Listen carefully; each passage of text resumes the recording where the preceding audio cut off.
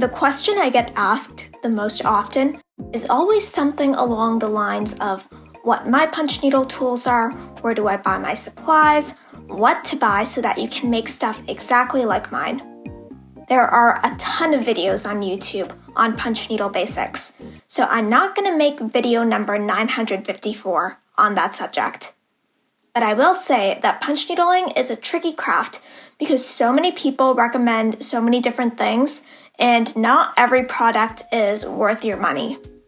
I already have videos out of my punch needle process, and I hate gatekeeping, so I'm going to showcase the punch needle supplies that I recommend and actually use.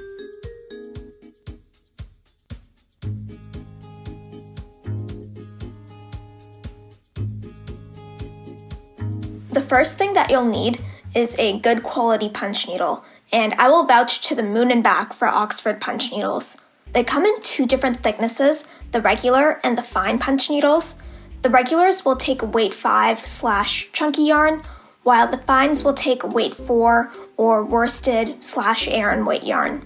You can use weight 4 yarns in the regular punch needles as well by doubling up your yarn.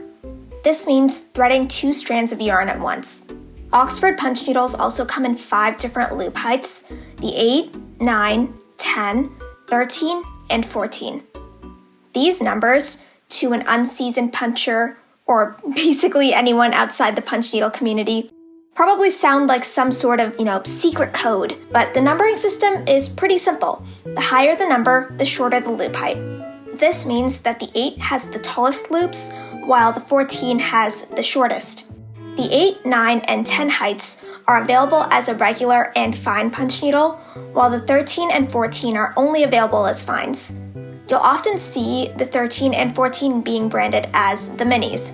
I love Oxford punch needles for a couple of reasons. You don't need a threader to thread your yarn through, and you'll probably tell me, Brenda, using a threader is no biggie, blah blah blah. You say that now, but just wait. Just wait until you get to a more advanced punch needle piece and need to switch yarns frequently. Then you'll understand. Another great thing about having this threading channel is that it means less yarn waste. My biggest gripe with traditional punch needles is that once you thread your yarn and it goes up into a needle, it's a void. It's a void.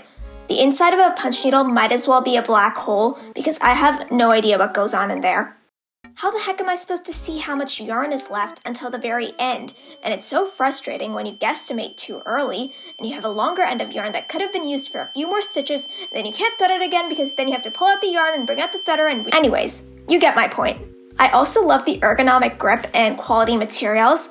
I've had my needles for a while now and they're basically as good as new. I have seen issues with big box craft store needles where the yarn gets stuck in the body of the needle, like it doesn't flow smoothly, which is a big no-no, as well as the needle tip getting rusty. The Oxford punch needles have a couple of disadvantages that I will mention. They aren't adjustable, so you have to buy each punch needle separately, and there's less versatility if you want it. They are also pricier. I personally added to my collection throughout the years, but honestly, if you're still watching at this point, this is probably something that you're willing to invest in. If you want to get started with an Oxford punch needle, I recommend buying the 10 regular or the 14 fine. I recommend these two for specific reasons. The 10 regular is a great standard size for big punch needle pieces like rugs, large wall hangings, and pillows, while the 14 fine is perfect for coasters or mug rugs and other smaller or more detailed punch needle pieces. If you end up liking these needles, you can always purchase more. Now, where to get these elusive punch needles? That's a great question. You could buy them from Amy Oxford's website. Her website also has a list of retailers internationally who sell Oxford punch needles. I've linked this page in the description. You can also just search up Oxford punch needle, followed by your country or city, and find relevant results. Now, if you punch needle, you can't exactly punch into the air because do that enough and it'll be considered stabbing. To avoid criminal charges for yourself, it's important that you punch into foundation cloth. There are a lot of types of foundation cloth, but my absolute top recommendation is 100% cotton monk's cloth. And I have some right here. It's very nice and durable and easy for punch needlers of all levels to work with. One thing I especially like about it is that you can even get it with these woven white lines. They're all separated by 2 inches, which makes it really convenient for when you want to measure out a piece. Another option that's great is primitive linen. I don't use this as much. It's a little rougher and more stiff than monk's cloth, definitely more expensive, and by no means a beginner's foundation cloth. Some punchers swear by it though. It's great to use for all sorts of pieces and great for when you want your foundation cloth to show. I don't have any rug warp on hand to show you, but it is another foundation cloth that you can use for punch needling. Price-wise, I'd put it between monk's cloth and primitive linen. It's a heavier backing that is best used for making high-traffic rugs. All of these options are really great for punch needling, but kind of useless if you don't have fibers to punch with. So let's talk about that. But first, I want to let you know that over 2/3 of the people watching my videos aren't subscribed. I find this tragic. If you feel the same way, you should like, subscribe, and turn on the bell for notifications. If you don't feel the same way, I don't care, do it anyway. Thanks! Now back to talking about fibers. Punch needling is traditionally done with 100% wool rug yarn. What makes rug yarn different from knitting yarn? Well, rug yarn is made from sheeps that have coarser, rougher wool, and this makes it super durable and great for things like punch needle rugs. It's also minimally processed, and I have some rug yarn right here. This is the Briggs & Little Super Yarn. It's a nice chunky yarn, and you can see that there's even bits of hay in the yarn. Some people don't like this, but this is the beauty of punch needling. It's a slow craft, and it's not meant to be 100% perfect. And besides, you can always pick out the hay if you see any. I love Briggs & Little yarns because they come in so many different colors and are so durable. I specifically buy the Heritage, Atlantic, and Super yarns. Like I said, the Super is a traditional chunky yarn, so it's perfect to use with Oxford punch needles. And then the Heritage and Atlantic yarns are more of a worsted Aran weight, so they work well with the fine punch needles or doubled up with the regular punch needles. There are tons of other rug brands that I haven't used before just because shipping to Canada is crazy, but you can try finding rug yarn from any place that sells good quality punch needles or foundation cloth. You can also make punch needle pieces with 100% wool fabric strips. These are number 8 cut wool fabric strips, which are perfect to use with an Oxford regular punch needle. You can also use number 7 cut for the Oxford regulars as well, and for the Oxford fines, I believe you can use number 3 cut strips. I'm just realizing right now how much I've been info dumping all of these numbering and sizing charts. I'm so sorry. I will link a chart with all of the wool strip sizes in the description.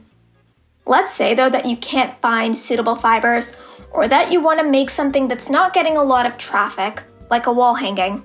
Fair enough. You can use any fibers you want. Acrylic, wool, cotton, polyester, blended fibers, anything works really. What I like doing is bringing an Oxford regular and fine punch needle with me to a yarn store and testing the yarn out myself by putting it in a punch needle to see if it fits, how it flows, stuff like that. And feel free to experiment with this. When people first started punch needling, they used whatever fibers they had lying around, like old burlap sacks, old ripped up clothing, and similar items. There aren't really any rules with this craft, so do whatever you'd like. You're gonna have a pretty difficult time punch needling without some sort of a frame though, so let's talk about that. I use 2 frames for punch needling, a gripper strip frame and a Morgan's no slip hoop. Okay, the second one isn't a frame, but whatever, it doesn't matter. A gripper strip frame is always my number 1 go-to for punch needling. You can get them in different sizes. Mine is 18 by 18 inches, or you can even make one yourself with a wooden frame, gripper strips, and a staple gun. With punch needling, you want a frame that'll hold your foundation cloth super tight on the frame. The common term we use is drum tight, and a great way to check this is by dropping a coin on it and seeing if it bounces. Gripper strips are pretty sharp though, so you'll likely need a cover or grime guard like I have here to protect your hands. When I want to make a smaller project, I'll use a Morgan's no slip hoop. Make no mistake folks, this is not a regular embroidery hoop. If you use a regular embroidery hoop, you will have a very bad time with punch needling. A Morgan's hoop is made out of plastic and has grooves on the inside so that your foundation cloth locks into place. You might need to retighten your hoop once in a while, but for the most part, it stays pretty darn tight and I recommend it for punch needling. It comes in different sizes, from cute small mini travel size to, oh my god, I didn't even know they made hoops this big. With that, these are all of the punch needle tools and supplies I will personally vouch for. Hopefully you'll like them too if you end up buying them. If there's anything I missed in this video that warrants a part 2, let me know in the comments.